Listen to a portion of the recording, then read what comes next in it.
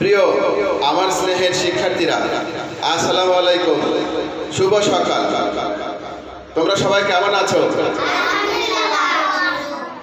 আমিও আল্লাহর রহমতে ভালো আছি। আজ 14ই ডিসেম্বর। আজকের দিনটি আমাদের জাতীয় জীবনে একটি অত্যন্ত গুরুত্বপূর্ণ ও বেদনা বিধুর দিন। আজ আমরা পালন করছি শহীদ বুদ্ধিজীবী দিবস, তাই না?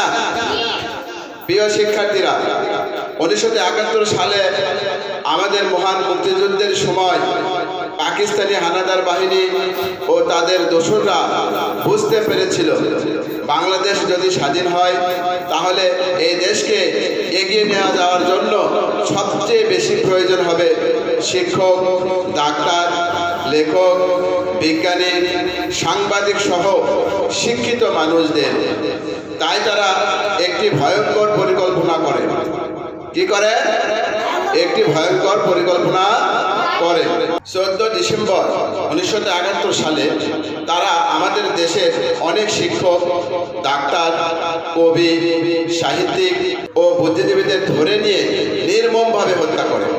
তাদের লক্ষ্য ছিল বাংলাদেশকে মেধাশূন্য করা, যাতে দেশটি আর মাথা তুলে দাঁড়াতে না পারে। প্রিয় শিক্ষার্থীরা, এই শহীদ বুদ্ধিজীবীরা আমাদের জন্য নিজেদের প্রাণ উৎসর্গ করেছেন। আজ আমরা যে স্বাধীন দেশে পড়াশোনা করতে পারছি, স্কুলে আসতে পারছি, তার পেছনে তাদের ত্যাগ রয়েছে। তাহলে আমাদের এখন করণীয় কি?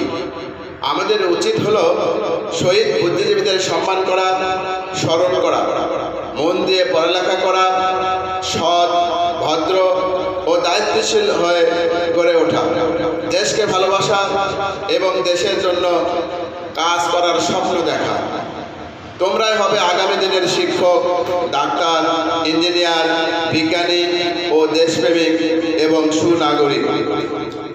চলো সবাই মিলে এই দিনে প্রতিজ্ঞা করি, আমরা পড়াশোনা করে নিজেদের যোগ্য মানুষ হিসেবে গড়ে তুলব এবং আমাদের প্রিয় বাংলাদেশকে আরও সুন্দর করে গড়ে তুলব। পরিশেষে শহীদ বুদ্ধিজীবীদের প্রতি গভীর শ্রদ্ধা জানিয়ে আমার বক্তব্য শেষ করছি। সবাইকে ধন্যবাদ। আসসালামু আলাইকুম।